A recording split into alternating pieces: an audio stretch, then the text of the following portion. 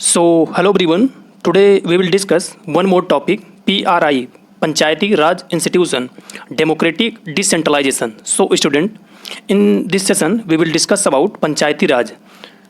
So, जो भी student as a JRF, SRF या नेट या प्रेजेंट टाइम पे एकेडमिक में चाहे वो UG या PG में है, उनके लिए सेशन काफ़ी इंपॉर्टेंट है। तो सेशन हम लोग स्टार्ट करते हैं। एटलीस्ट जो भी आपके डाउट या सजेशन होंगे आप लोग कमेंट सेक्शन बॉक्स में राइट डाउन करके बताइएगा। जो भी आपके फ्रेंड या जूनियर सीनियर तक इस वीडियो को ज़रूर शेयर करिएगा। हम लोग स्टार्ट करते हैं। फर्स्ट ऑफ ऑल अगर हम लोग देखें कि डेमोक्रेटिक डिसेंट्रलाइजेशन का मीनिंग क्या होता है या डेमोक्रेसी का मीनिंग क्या होता है, किस वर्ड से आया ये, तो डेमोक्रेसी जो वर्ड था वो डेमोस से आया। और वर्ड कौन सा था? ग्रीक वर्ड था। वो ग्रीक वर्ड से आया डेमोक्रेसी, डेमोस से, जिसका मीनिंग होता है the people and cracy means होता है रूल। तो डेमोस का मीनिंग हो गया पीपुल और क्रेसी का हो गया rule of people. And decentralisation क्या होता है? Devolution of central authority among local units close to the area served. तो डिसेंट्रलाइजेशन मीनिंग ये होता है कि एक सिंगल अथॉरिटी से जो भी पावर है उसको रिड्यूस करके डिफरेंट एरिया वाइज या डिफरेंट पीपुल को अथॉरिटी दे दी जाए, उसी को डिसेंट्रलाइजेशन बोलते हैं। तो यहाँ से दो कॉन्सेप्ट निकल के आ गए। डेमोक्रेसी ग्रीक वर्ड से हमारा है, दो उसमें डेमोस का मीनिंग होता है the people and cracy means होता है रूल ऑफ। डिसेंट्रलाइजेशन में क्या होता है कि सेंट्रल अथॉरिटी की पावर को कम करके हम डिफरेंट स्टेट को, डिस्ट्रिक्ट को, ब्लॉक को या विलेज लेवल पे जब उसको डिवाइड कर देते हैं तो उसको डिसेंट्रलाइजेशन बोलते हैं। Next, meaning of democratic decentralisation, the government of people by the people and for the people. तो इस जो कॉन्सेप्ट को जोन दिए थे वो हमारे अब्राहम लिंकन थे। उन्होंने बोला था कि जो डेमोक्रेटिक का मीनिंग होता है कि पीपुल का गवर्नमेंट होता है, उनके द्वारा चुना जाता है और अपने लिए चुना जाता है। तो इन्होंने इस कॉन्सेप्ट को दिया था अब्राहम लिंकन ने। नेक्स्ट पॉइंट क्या है? System of government horizontally it is a network of panchayat and vertically and organised growth of panchayat. तो जो गवर्नमेंट का जो अगर हॉरिजेंटली देखा जाए तो एक ये नेटवर्क है पंचायत का, एंड वर्टिकली क्या है कि ऑर्गेनाइज्ड होता है किस लिए? पंचायत के ग्रोथ के लिए। नेक्स्ट पॉइंट क्या है?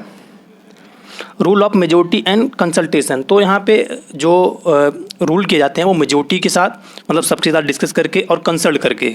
Next, polling the intelligence and experience. और जो इंटेलिजेंस है या जो भी डिसीजन है वो एक्सपीरियंस एंड पोलिंग मेथड से लिए जाते हैं, पोल के हिसाब से।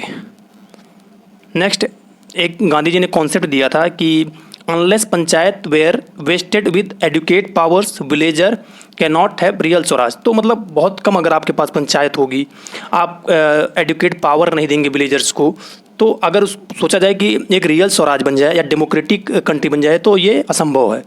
Next, in January 1957 GOI government of India appointed a committee under the chairmanship of Balwant Rai Mehta to review the CD programme.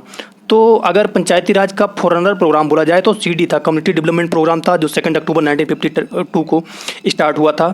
उसकी जो भी रिकमेंडेशन थी या उसको जो टारगेट किया गया था वो फुलफिल नहीं कर पा रहा था, इसलिए एक कमेटी बनाई गई और हमारी PRI पंचायती राज इंस्टीट्यूशन की ज़रूरत पड़ी।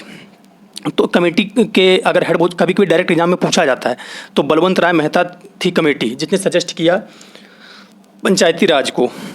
और पहली कमेटी फॉर्मेशन कब हुआ था? 1957 में। यहीं से डेमोक्रेटिक या पंचायती राज इंस्टीट्यूशन का नींव पड़ चुका था या स्टार्टिंग हो चुकी थी।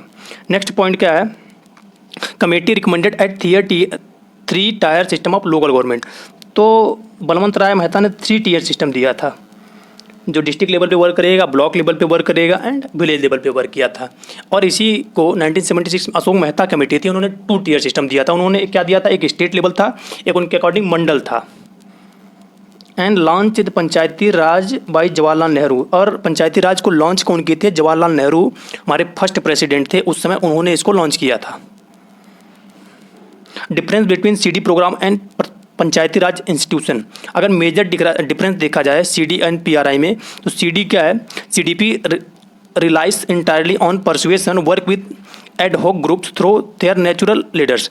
तो CDP की सबसे बड़ी ड्रॉबैक क्या थी कि जो वहाँ के लोकल लीडर थे और वो उनके पास अथॉरिटी नहीं थे, ना ही वो एज ए देखा जाए तो कोई गवर्नमेंट के अथॉरिटी थे या कोई लीगल अथॉरिटी थी, वो वर्क करते थे और पीपुल का इस वजह से उसमें पार्टिसिपेशन बहुत कम था।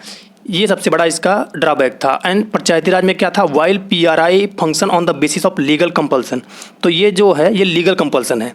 Work with entire community through its chosen leaders according to some laid down procedure, discharge function as the state or centrally government agent. तो यहाँ पे आप देखते हैं इलेक्शन किया जाता है, चाहे सरपंच हो या विलेज लेवल का प्रधान हो, सबको एक लीगल अथॉरिटी से जो पद वो दिया जाता है, एज ए सीट प्रोवाइड की जाती है, अथॉरिटी दी जाती है। Next, need for democratic decentralization. क्या क्या नीड थी जिस डेमोक्रेटिक डिसेंट्रलाइजेशन की?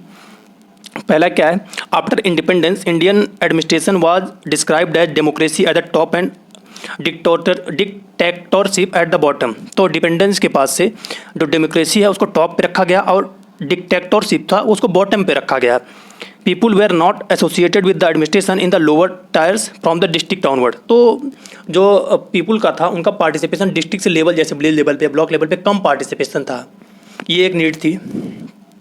CDP review committee recommended in their report that. तो CDP ने कम्युनिटी डेवलपमेंट की जो कमेटी बनाई गई थी रिपोर्ट प्रेजेंट करने के लिए, उस कमेटी ने क्या रिकमेंडेशन दी? The time had arrived for India to have greater faith and trust in the people for their own welfare. तो इसके अकॉर्डिंग पीपुल को आप अथॉरिटी दीजिए, उनको पावर दीजिए जिससे वो खुद के डेवलपमेंट के लिए खुद से वर्क करें। नेक्स्ट, इम्प्लीमेंटेशन अगर देखा जाए, approved by NDC national development council 1952 में इस्टेब्लिश हुआ था और इसने अप्रूव्ड कब किया PRI को? 1958 में। पायलट ब्लॉक कौन कौन से थे? मद्रास स्टेट का 1957, आंध्र प्रदेश का जुलाई 1958, राजस्थान इसका पायनियर स्टेट था, पहला स्टेट था जिसने डेमोक्रेटिक डिसेंट्रलाइजेशन को लॉन्च किया 2 अक्टूबर 1959 को। एंड AP में कब किया गया? 1 नवंबर 1959 को। महाराष्ट्र में 1962 को। Inter state variation to grant constitutional status and uniformity 73rd amendment act 1992, 20 April 1993। तो 73rd जो अमेंडमेंट था, 1/3 सीटें वुमेन के लिए रिजर्व करना, सेल्फ हेल्प गवर्नमेंट बॉडी बनाना, तो ये एक्ट था पंचायती राज से रिलेटेड अमेंडमेंट किया गया था। मिनिस्ट्री ऑफ पंचायती राज का अगर इस्टेब्लिशमेंट देखा जाए तो 17 मई 2004 में किया गया था।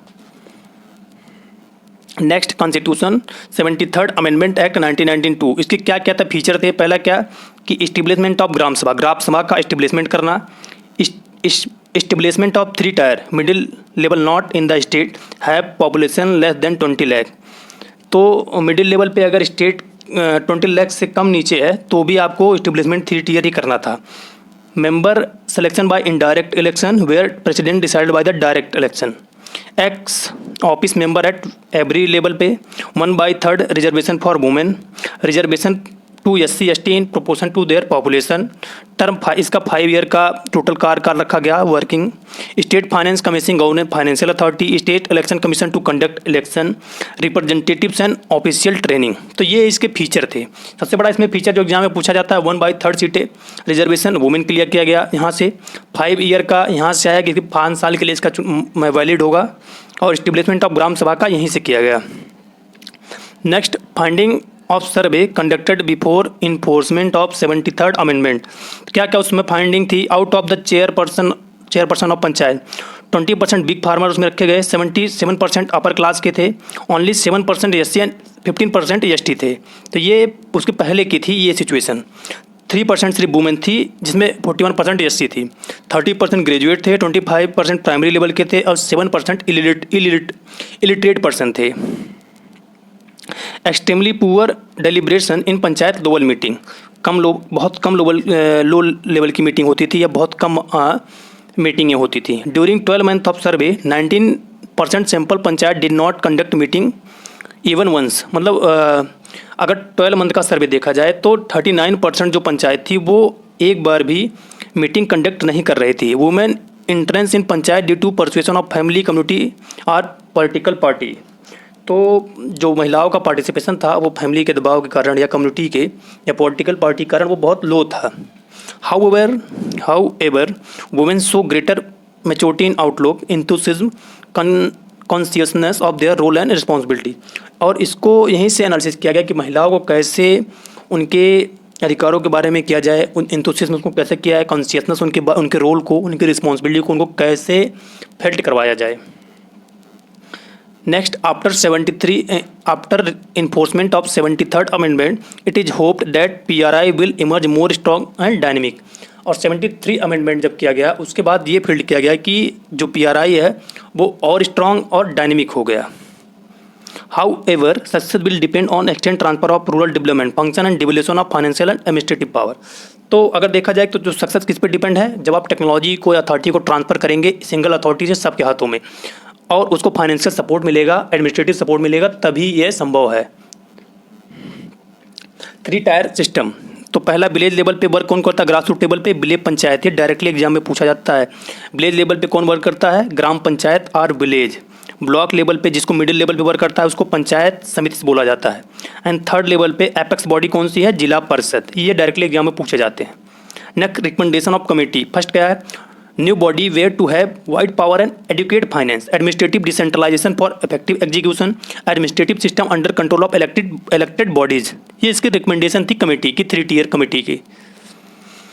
Then reservation of seat. Reservation का क्या प्रोस्पेक्टस था? पहला, reservation for weaker section SC and ST in proportion to their population and area to ensure participation in decision making process. 1/3 seats reserve for women including SC ST women reserve seats. मतलब एक 1/3 सीटें महिलाओं के लिए reserve कर दी गई. Not less than 1/3 of the total number of chairperson reserve for women like wise ST and ST category. इससे नीचे नहीं रखा गया. अगर हम लोग एक्सटेंशन ऑर्गेनाइजेशन PRI में देखें तो नॉन ऑफिशियल में अगर हम देखें and then official. Non official में पहला क्या? नेशनल लेवल पे पार्लियामेंट, नेशनल डेवलपमेंट काउंसिल जिसका चेयरमैन हमारा प्राइम मिनिस्टर होता है. ऑफिशियल में secretary, ministry of Panchayati Raj होता है. नेक्स्ट, स्टेट लेवल पे क्या हमारा वर्क करता है? State legislative development committee, chief minister इसका हेड होता है, स्टेट मेंबर ऑफ PR का. अगर ऑफिशियल देखा जाए, state development commissioner, additional commissioner, Panchayati Raj commissioner.